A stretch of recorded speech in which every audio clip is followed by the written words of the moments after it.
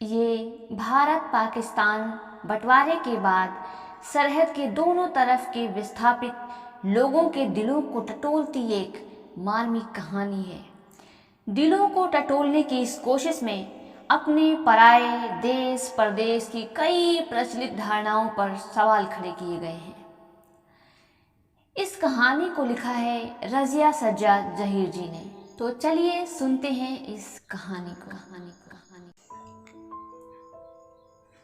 उन सिख बीवी को देखकर साफिया हैरान रह गई थी। किस कदर उसकी माँ से मिलती थी।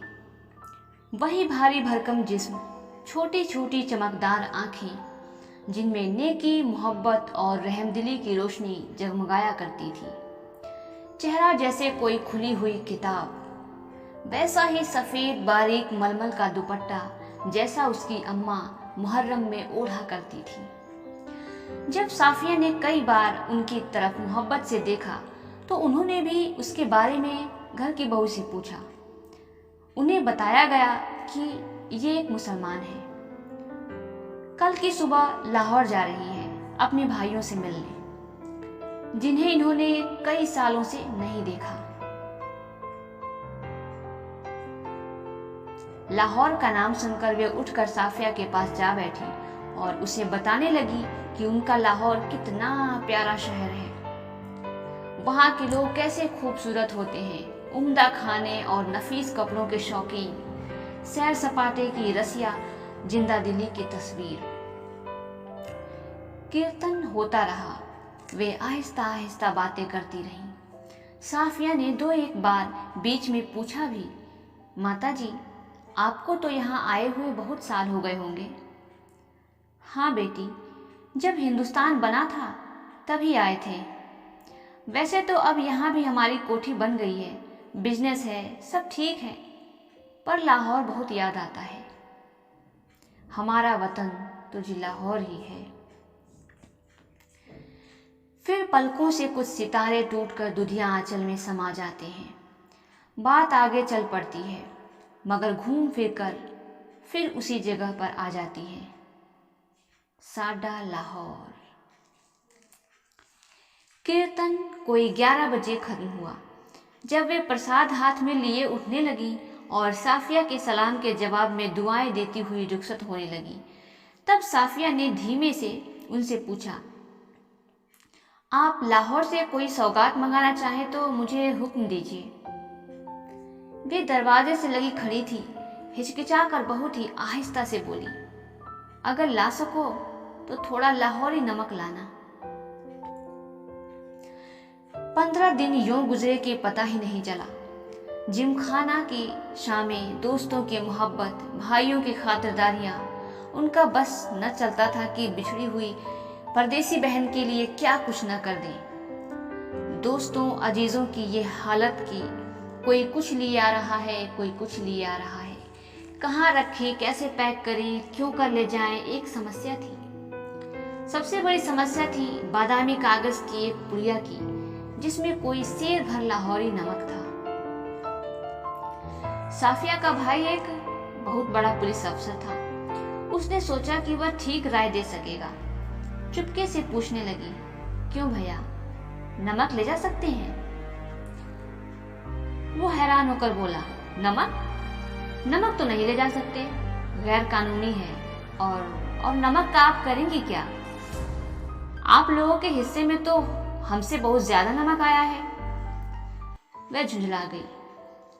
मैं हिस्से बकरे की बात नहीं कर रही हूँ, आया होगा, मुझे तो लाहौर का नमक चाहिए, मेरी माँ ने यही मंगाया है। भाई की समझ में कुछ नहीं आया, माँ का क्यों जिक्र था? वो तो बंटवारे से पहले ही मर चुकी थी। जरा नरमी से समझाने के अंदाज में बोला, देखिए बाजी, आपको कस्टम से गुजरना है और अगर एक भी चीज ऐसी वैसी निकल गई तो आपके सामान की चिंदी चिंदी बिखेर देंगे कस्टम वाले, कानून जो है। वह बिगड़ कर बोली, निकल आने का क्या मतलब है? मैं क्या चोरी से ले जाऊंगी, छिपा के ले जाऊंगी? मैं तो दिखा के जता के ले जाऊंगी। भाई ये तो आप बहुत ही गलत बात करेंगी। कानून अरे फिर वही कानून कानून कहे जाते हो। क्या सब कानून हुकूमत के ही होते हैं? कुछ मोहब्बत, मुरव्वत, आदमियत और इंसानियत के नहीं होते? आखिर कस्टम वाले भी इंसान ही होते हैं, कोई मशीन नहीं होते। हाँ, वे मशीन तो नहीं होते, पर मैं आपको यकीन दिलाता हूँ वे शायर भी नहीं होते। उनको तो अपनी ड्यूटी करनी है। अरे बाबा, तो मैं कब कह रही हूँ कि वो ड्यूटी ना करें? एक तोहफा है, वो भी चंद पैसों का। शौक से देख लें, कोई सोना चांदी नहीं, स्मगल की कोई चीज नहीं, ब्लैक मार्केट का माल नहीं। अब आपसे कौन बहस करे?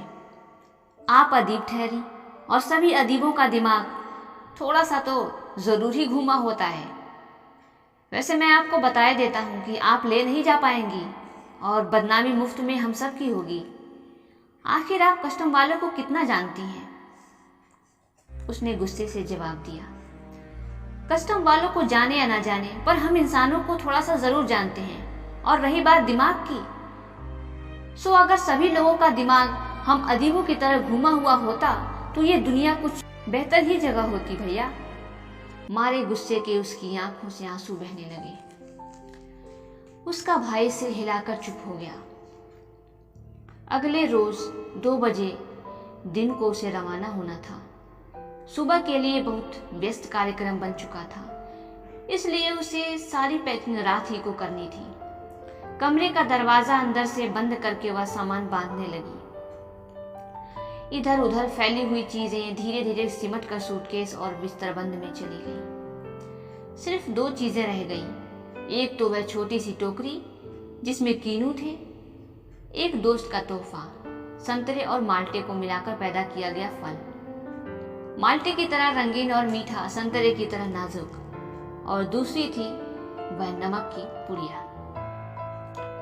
अब तक साफिया का गुस्सा उतर चुका था। भावना के स्थान पर बुद्धि धीरे धीरे उस पर हावी हो रही थी। नमक की पुड़िया ले तो जानी है, पर कैसे? अच्छा, अगर इसे हाथ में ले लें और कस्टम वालों के सामने सबसे पहले इसे ही रख दें। लेकिन अगर कस्टम वालों ने न जाने दिया तो मजबूरी है, छोड़ देंगे। लेकिन फिर उस वायदे का क्या होगा जो हमने अपनी मां से किया था? हम अपने को सैयद कहते हैं, फिर वायदा करके झुठलाने का क्या मायने? जान देकर भी वायदा पूरा करना होगा, मगर कैसे? अच्छा, अगर इसे कीनुओं की टोकरी में सबसे नीचे रख लिया जाए तो इतने कीनुओं के ढेर में भला कौन इसे देखेगा? और अगर देख लिया? नहीं जी, फलों की टोकरियां तो आते वक्त भी किसी की नहीं देखी जा रही थी। उधर से केले, इधर से कीनू, सभी ला रहे थे, ले जा रहे थे। यह ठीक है, फिर देखा जाएगा। उसने कीनू कालीन पर उलट दिए, टोकरी खाली की और नमक की पुड़िया उठाकर टोकरी की तह में रख दी। एक बार झांक कर उस पुड़िया को देखा और उसे ऐसा महसूस हुआ मानो उसने अपनी किसी प्यारे को कब्र की गहराई में उतार दिया हो। कुछ देर उकड़ू बैठी वह पुड़िया को ताकती रही, उन कहानियों को याद करती रही जिन्हें वो अपने बचपन में अम्मा से सुना करती थी, जिनमें शहजादा अपनी रान चीर कर हीरा छिपा लेता था और देवों, खौफनाक भूतों और राक्षसों के सामने से होता हुआ सरहदों से गुजर जाता था। इस जमाने में ऐसी कोई तरकीब नहीं हो सकती, वरना अपना दिल चीर कर उसमें ये नमक छिपा लेती। उसने एक आह भरी, फिर वह कीनुओं को एक एक करके टोकरी में रखने लगी, पुड़िया के इधर उधर, आसपास, फिर ऊपर, यहाँ तक कि वह बिल्कुल छिप गई। आश्वस्त होकर उसने हाथ झाड़े, सूटकेस पलंग के नीचे खिसकाया, टोकरी उठाकर पलंग के सिरहाने रखी और लेटकर दोहर ओढ़ ली। रात को तकरीबन 1:30 बजे थे। मार्च की सुहानी हवा खिड़की की जाली से आ रही थी। बाहर चांदनी साफ और ठंडी थी। खिड़की के करीब लगा चंपा का एक घना दरख्त,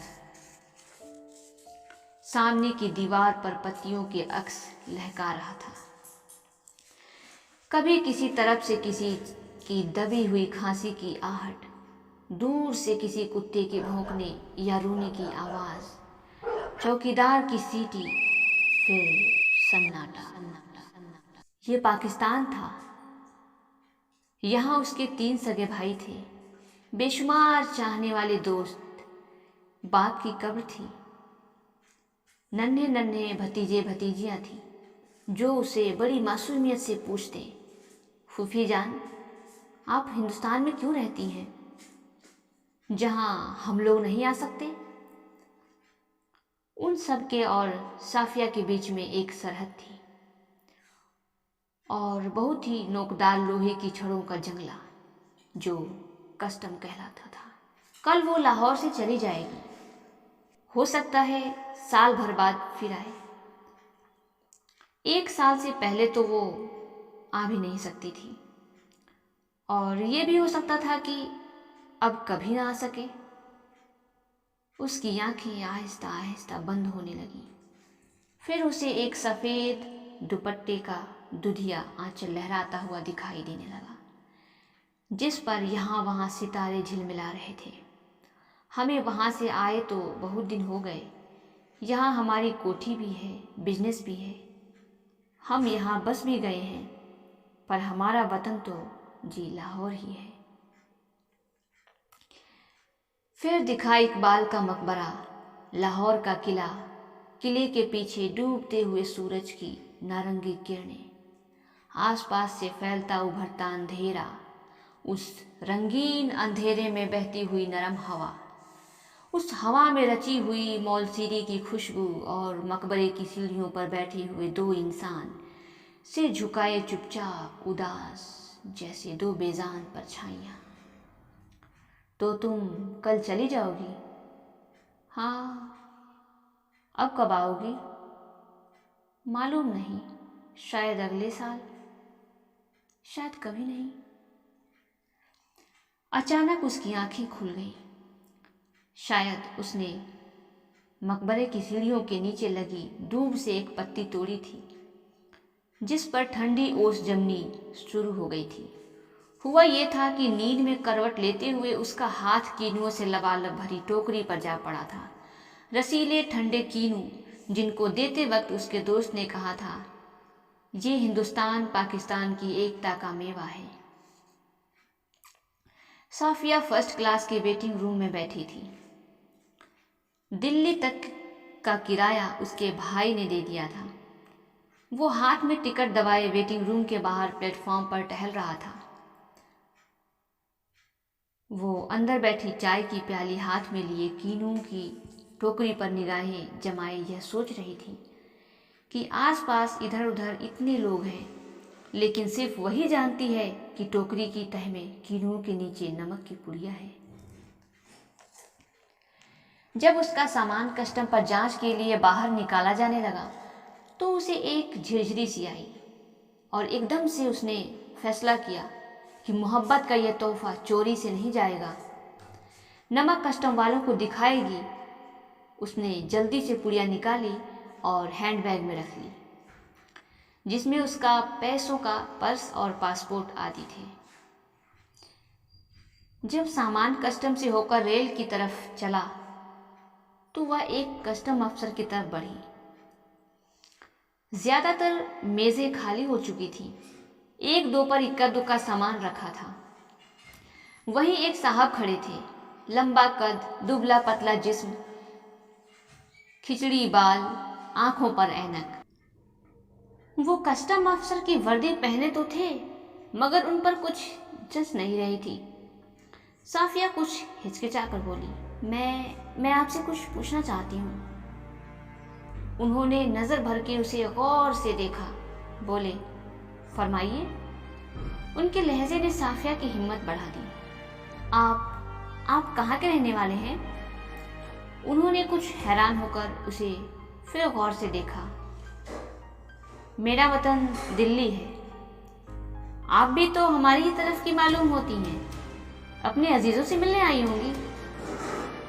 जी हाँ, मैं लखनऊ की हूँ, अपने भाइयों से मिलने आई थी। वे लोग इधर आ गए हैं। आपको आपको भी तो शायद इधर आए। जी, जब पाकिस्तान बना था तभी आए थे, मगर हमारा वतन तो दिल्ली ही है। साफिया ने हैंडबैग मेज पर रख दिया और नमक की पुड़िया निकाल कर उनके सामने रख दी। फिर आहिस्ता आहिस्ता रुक रुक कर उनको सब कुछ बता दिया। उन्होंने पुड़िया को धीरे से अपनी तरफ सरकाना शुरू किया। जब साफिया की बात खत्म हो गई तब उन्होंने पुड़िया को दोनों हाथों में उठाया, अच्छी तरह लपेटा और खुद साफिया के बैग में रख दिया। बैग साफिया को देते हुए बोले, मोहब्बत तो कस्टम से इस तरह गुजर जाती है कि कानून हैरान रह जाता है। वो चलने लगी तो वे भी खड़े हो गए और कहने लगे, जामा मस्जिद की सीढ़ियों को मेरा सलाम कहिएगा और उन खातून को यह नमक देते हुए मेरी तरफ से कहिएगा कि लाहौर अभी तक उनका वतन है और दिल्ली मेरा। तो बाकी सब रफ्ता रफ्ता ठीक हो जाएगा। साफिया कस्टम के जंगले से निकलकर दूसरे प्लेटफॉर्म पर आ गई। वे वहीं खड़े रहे। प्लेटफॉर्म पर उसके बहुत से दोस्त, भाई, रिश्तेदार थे। हसरत भरी नजरों, बहते हुए आंसुओं, ठंडी सांसों और बिछे हुए होठों को बीच में से काटती हुई रेल सरहद की तरफ बढ़ी। अटारी में पाकिस्तानी पुलिस उतरी, हिंदुस्तानी पुलिस सवार हुई। कुछ समझ में नहीं आता था कि कहाँ से लाहौर खत्म हुआ और किस जगह से अमृतसर शुरू हो गया। एक जमीन थी, एक जबान थी, एक सी सूरतें और लिबास, एक सा लबो लहजा और अंदाज थे। गालियां भी एक सी ही थी, जिनसे दोनों बड़े प्यार से एक दूसरे को नवाज रहे थे। बस मुश्किल सिर्फ इतनी थी कि भरी हुई बंदूकें दोनों के हाथों में थी। अमृतसर में कस्टम वाले फर्स्ट क्लास वालों के सामान की जांच उनके डिब्बे के सामने ही कर रहे थे। साफिया का सारा सामान देखा जा चुका था। वो उन नौजवान कस्टम अफसर की ओर बढ़ी जो बातचीत और सूरत से बंगाली लगते थे। देखिए, मेरे पास नमक है, थोड़ा सा। फिर उसने हैंडबैग खोला और वह पुड़िया उनकी तरफ बढ़ाते हुए अटकते झिझकते हिचकिच किताब को साफिया के सामने रख कर उन्होंने पहला सफ़ा खोल दिया। बाईं ओर नजरुल इस्लाम की तस्वीर थी और टाइटल वाले सफ़े पर अंग्रेजी के कुछ धुंधले शब्द थे। शम्सुल इस्लाम की तरफ से सुनील दासगुप्त को प्यार के साथ, ढाका 1946। तो आप क्या ईस्ट बंगाल के हैं? हाँ, मेरा वतन ढाका है, उन्होंने बड़े फख्र से जवाब दिया। तो आप यहाँ कब आए? जब डिवीज़न हुआ था तभी आए, मगर हमारा वतन तो ढाका है। मैं तो कोई 12-13 साल का था, पर नजरुल और टैगोर को तो हम लोग बचपन से पढ़ते थे। जिस दिन हम रात यहाँ आ रहे थे उसके ठीक 1 वर्ष पहले मेरे सबसे पुराने, सबसे प्यारे बचपन के दोस्त ने मुझे ये किताब दी थी। उस दिन मेरी सालगिरह थी। फिर हम कोलकाता रहे, पढ़े, नौकरी भी मिल गई, पर हम वतन आते जाते थे। वतन? साफिया ने ज़रा हैरान होकर पूछा। मैंने आपसे कहा ना कि मेरा वतन ढाका है, उन्होंने ज़रा बुरा मानकर कहा। हाँ हाँ, ठीक है, साफिया जल्दी से बोली। तो पहले तो बस इधर ही कस्टम था, अब उधर भी कुछ गोलमाल हो गया है।